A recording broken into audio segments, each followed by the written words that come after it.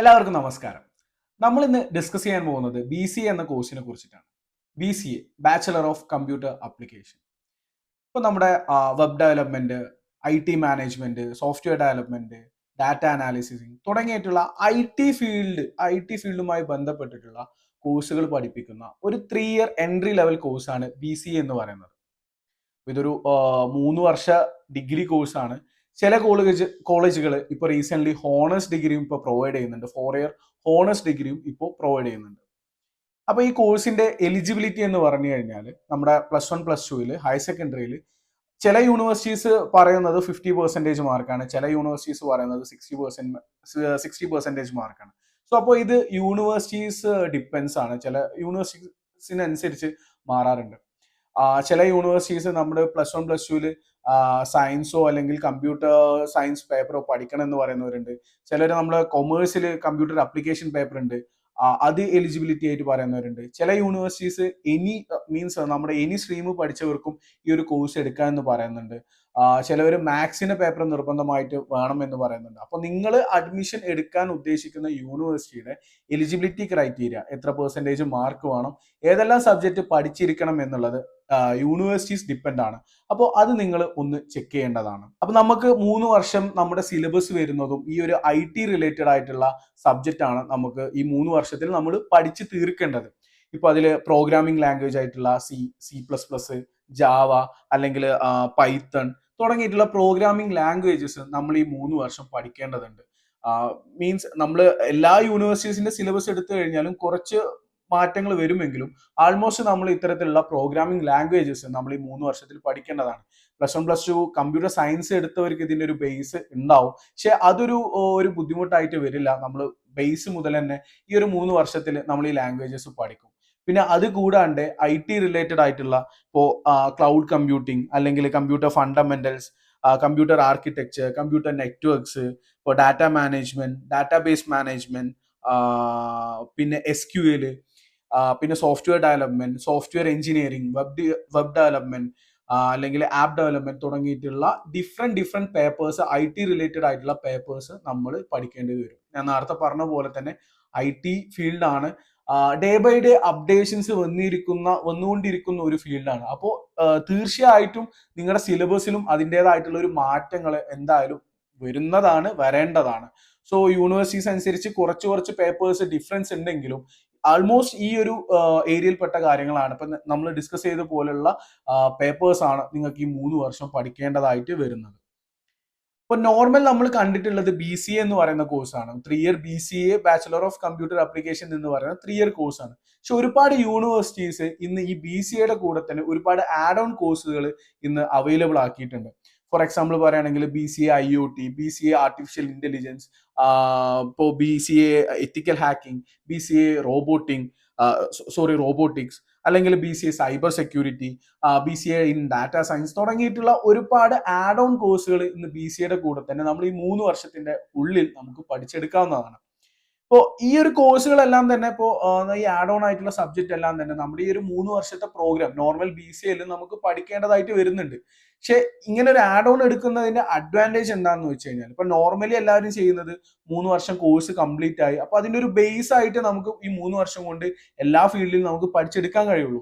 അപ്പോൾ ഇപ്പോൾ ഒരാൾക്ക് ആർട്ടിഫിഷ്യൽ ഇന്റലിജൻസ് AI താല്പര്യമുണ്ട്, അപ്പോൾ ആള് ചെയ്യുന്നത് 3 വർഷത്തെ BCA കോഴ്സ് കഴിഞ്ഞിട്ട് പിന്നെ AI റിലേറ്റഡ് ആയിട്ടുള്ള ഏതെങ്കിലും ഷോർട്ട് ടൈം കോഴ്സ് പഠിച്ച് അതിൽ കുറച്ചുകൂടി എക്സ്പീരിയൻസ് ആയിട്ട് ഇന്റേൺഷിപ്പും കാര്യങ്ങളും ചെയ്ത് ആ ഒരു ഫീൽഡിലോട്ട് ജോലി നോക്കുകയാണ് സാധാരണ ഉള്ള ഒരു പതിവ്.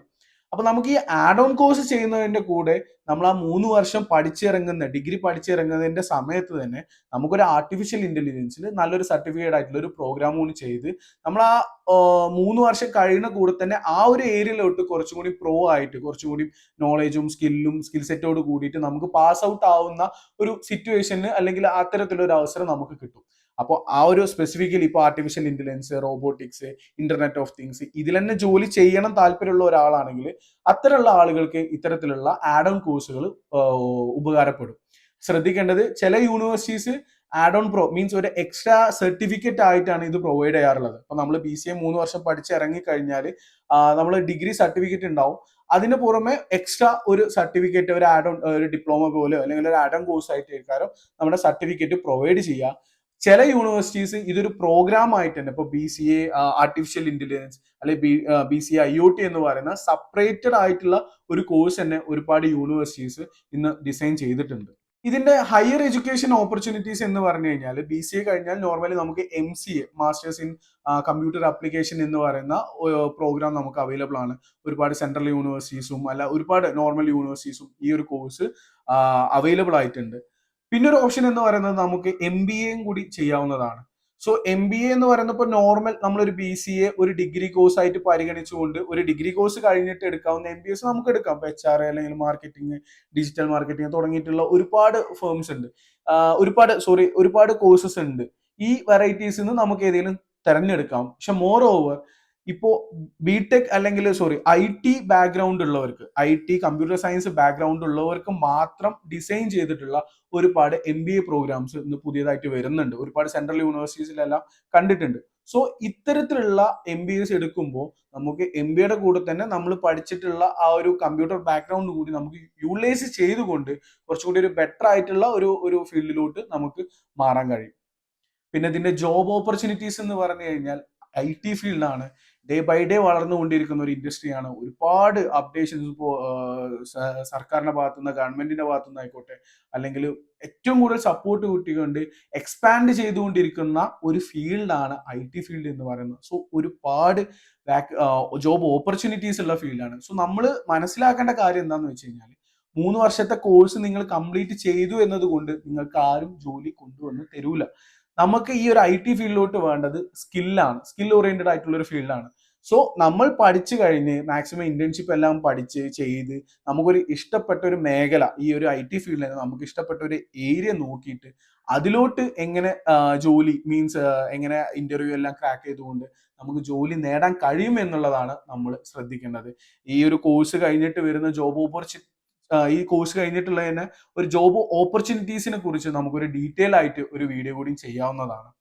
സോ നമ്മൾ ശ്രദ്ധിക്കേണ്ട കാര്യങ്ങൾ എന്താണെന്ന് വെച്ച് കഴിഞ്ഞാൽ, ഞാൻ നേരത്തെ പറഞ്ഞ പോലെ നിങ്ങൾ ഡിഗ്രി കംപ്ലീറ്റ് ചെയ്തു എന്നുള്ളത് കൊണ്ട് മാത്രം നിങ്ങൾക്ക് ആരും ജോലി കൊണ്ടുവന്ന് തരൂല.